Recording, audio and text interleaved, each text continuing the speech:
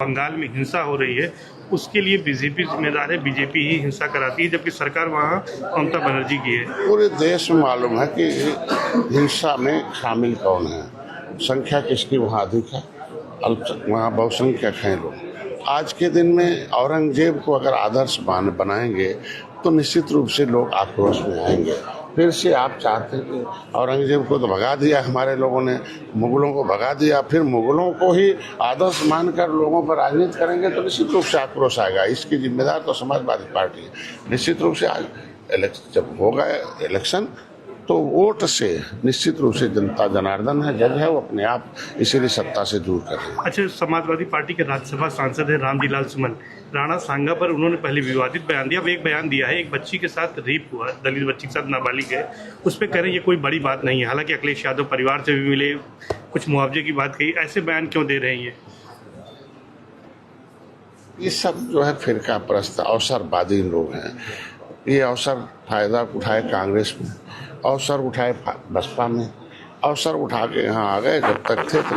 क्योंकि देखिए आज के दिन में बयान दिया नहीं दिलवाया जाता है। मुखिया के बिना इशारे अगर उससे सहमत नहीं होते उनके बयान से तो उसे बाहर निकालते थे पार्टी से। अब खुद ही समर्थन कर रहे हैं। तो राणा सांगा का भी ऐसे ही अमर सिंह के खिलाफ आजम खां से बयान दिलवाया जाता था, डायन है, ये है, वो है, इनकी जुबान काट लेनी चाहिए अमर सिंह की, उनकी बेटी बहन को पेट्रोल से डाल देना चाहिए। और नतीजा क्या हुआ, अमर सिंह एंड कंपनी जब खिलाफ आजम खां का मीठा मीठा बड़ा बयान था, बड़ा आराम, ताली बजती थी, मार मुसलमान कहते थे आजम खां ने बहुत अच्छा किया। और सपा देखो हाफ हो गई। अब बचा खुचा रामलाल जी है ना, इनसे फिर बयान दिलवा रहे हैं। अरे यार क्षत्रिय हैं, इस देश के एक मतलब एक लड़ने वाली जाति रही है, मतलब गौरवशाली इतिहास रहा क्षत्रियों का। ऐसा थोड़ी है, लड़ाई कौन लड़ा था? लड़ाई तो अंग्रेजों मुगलों से लड़ा। जो जातियां अंग्रेजों मुगलों से लड़ी हों उन्हें आप अपमानित करेंगे तो जाति को ठेस पहुंचाएंगे तो निश्चित रूप से राजनीतिक रूप से वो कहाँ रहेगा आपको खुद पता चलेगा। तो वही आजम खां वाला, अब आजम खां की जगह पर रामलीला हो गए हैं और नतीजा बचा खुचा साफ। संगम का एरिया दबंगों से कब हो पाएगा? क्या हमको लगता है कि मैंने बहुत बड़े प्रयास किया कि पहले यहाँ बड़ा गैंगवार चलता था, तो मेरे निवेदन पर वो गैंग खत्म हो गया। अब कम से कम चाहेंगे कि गरीबों के लिए एक सिस्टम बन जाए जिससे कि ठेकेदार भी रहें और उसके अंदर काम करने वाले मजदूरों को भी ठीक से मजदूरी मिले। अब बिना सिस्टम बनाए, और उसके लिए फिर मैं कुछ लोगों से संपर्क में हूँ कि भाई आपस में अपने ही लोगों का अपने लोग शोषण न करें तो अच्छा रहेगा। एक अच्छा संदेश है, चूँकि आप निषाद राज के वंशज हो, एक पहचान जब दे दिया निषाद राज के किले का और एक 56 फुट की मूर्ति लग गई मित्रता के, तो आप भी अपने गरीब भाई को मित्र बनाकर उनको उचित मजदूरी देते रहिए और अपने ठीक है करते। तब बना जब देश आज़ाद हुआ, और देश आज़ाद कराने वाली 193 जातियां उत्तर प्रदेश में निवास करती है जिनके पुरखों को अंग्रेजों ने मौत के घाट उतारा हो, तो क्रिमिनल कास्ट घोषित किया हो। ऐसी जातियां भूमिहीन है, रोड पर है, पाइपलाइन में, पॉलिथीन में। इन लोगों ने देश को आज़ाद तो करा दिया, लेकिन सत्ता कुछ लोगों के हाथ में मिली और जिन लोगों ने धोखा किया और इन जातियों को ओबीसी में डाल दिया। जो लेदरमैन, वाशरमैन, फिशरमैन के साथ फिशरमैन भी उसमें अनुसूचित जाति के अंदर सूचीबद्ध है।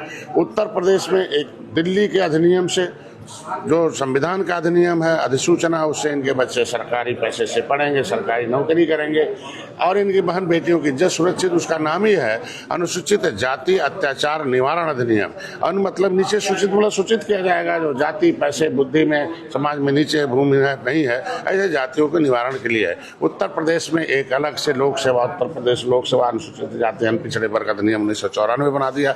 तो कह दिया है पिछड़ी, अब खाएंगे खिचड़ी, इनके बच्चों से कुछ नहीं उखड़ी, यही काम किया। और जब हम लोगों ने आंदोलन किया तो धारा 13 31 दिसंबर 2016 को ओबीसी से निकाला गया। तो ओबीसी से राज्यपाल ने हमें संशोधन करके निकाल दिया, तो अब हमें अनुसूचित जाति का मिल है।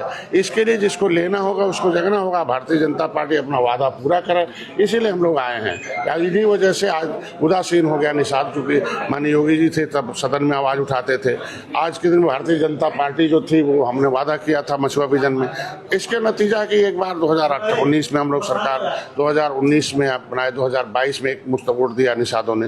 नतीजा क्या हुआ कि इस बार आपने देखा होगा निषाद उदासीन हो गया, 43 सीट हार गए। तो मैं चाहता हूं कि 200 निषाद बाहुल सीटें हैं, उसको मैं जगा रहा हूं, भाजपा को बता रहा हूं कि ऐसे जाते हुए जो वादा किए उसे पूरा करिए। और लगभग हम लोग सहारनपुर से लेकर सोनभद्र तक है, ये चौथे चरण का है।